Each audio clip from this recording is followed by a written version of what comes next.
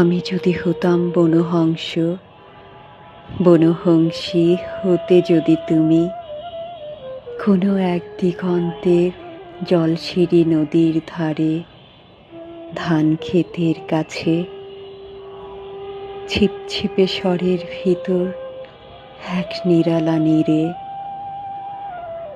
তাহলে আজ এই ফাল্গুনের রাতে ঝাউয়ের শাখার পেছনে চাঁদ উঠতে দেখে আমরা নিম্নভূমির জলের গন্ধ ছেড়ে আকাশের রূপালি শস্যের ভিতর গা ভাসিয়ে দিতাম।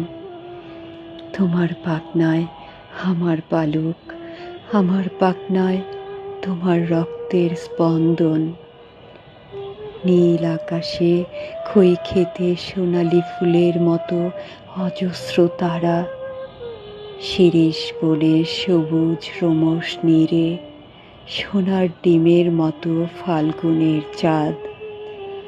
হয়তো গুলির শব্দ, আমাদের তির্যক গতিস্রোত, আমাদের পাখায় পিষ্টনের উল্লাস, আমাদের কণ্ঠে উত্তর হাওয়ার গান।